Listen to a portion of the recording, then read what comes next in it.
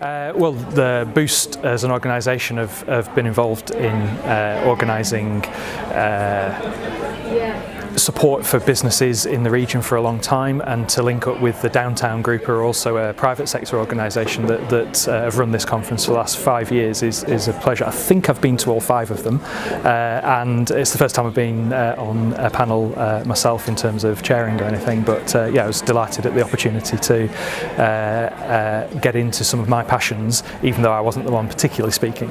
I think the key thing for me is as a number of the panellists left the message for businesses in the region, is don't be scared of digital. You know, start small, explore it, find people who can direct you, like Boost, and to the expertise that you'll need to embrace digital, and how it can effectively underpin and give you a competitive advantage against people who don't. So the message was strong this morning on finding the thing that will support your business in its next move into digital, and I think that's a really powerful message. I think it was great to have a number of passionate people on the panel who were really giving a strong selling message of don't be scared, you know, just embrace it, look to the people who have done this natively, so the youngsters. There's a lot of discussion around the 14 to 19-year-old area.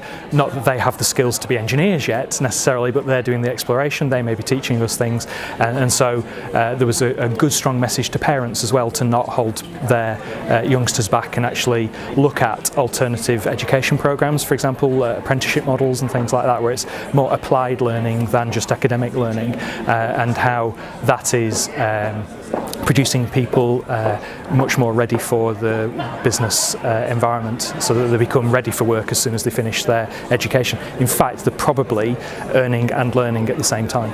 I think you've got to have champions, who people who understand and have a passion for it, who can then be ambassadors in your own organisation to take it to the areas in your organisation that might be behind the curve, or you know, have a fear of things coming up. People often develop an irrational fear around digital, that it's going to take their jobs.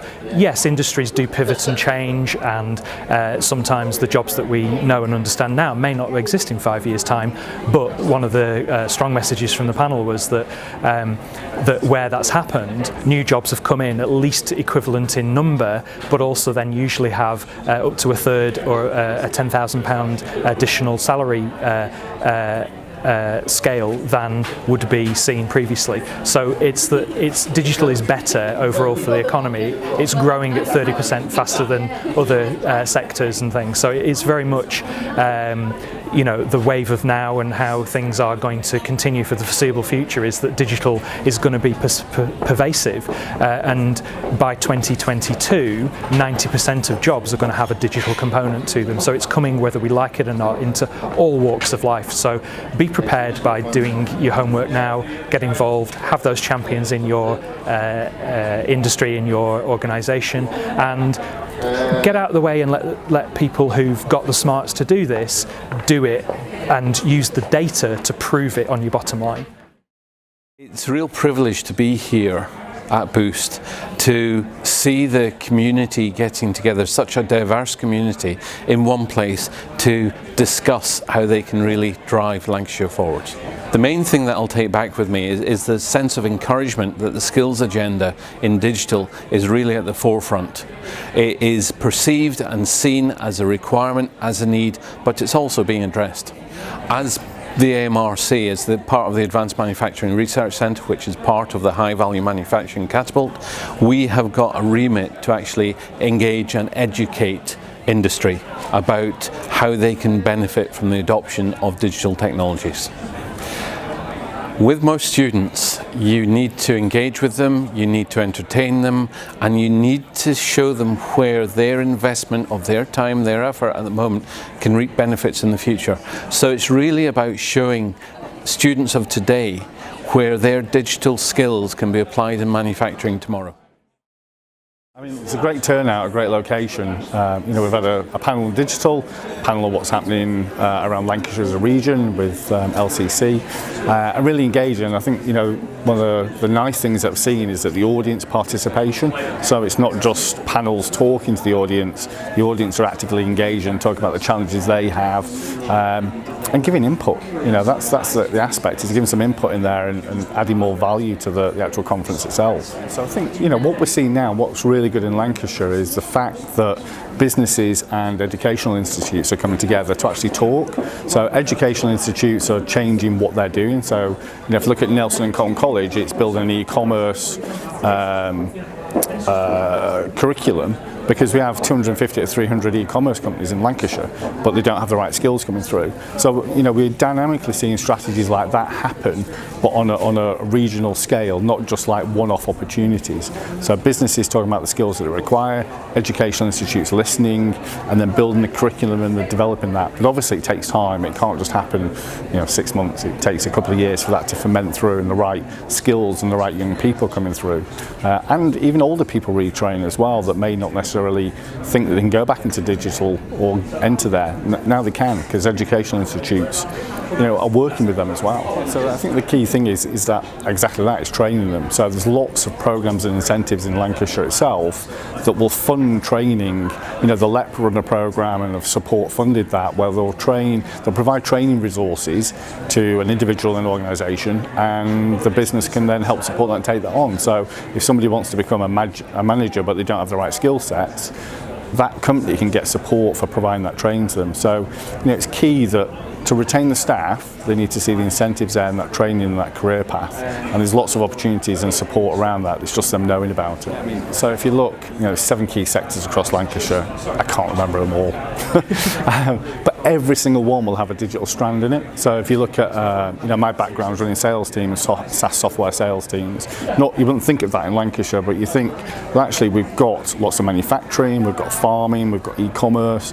There's a digital strand across all of those organisations. So like monitoring a sheep, what's happening now? Well, actually farmers are using drones and capturing video footage, broadcasting it back to the farm, so they can go and find a sheep that's lost, or a cow, or whatever it may be. So no matter how basic the business is, if you think about what it does, there's a digital strand within there as well, and there's digital transformation taking place across the whole region. So it's really exciting to see. There's lots of stories like that.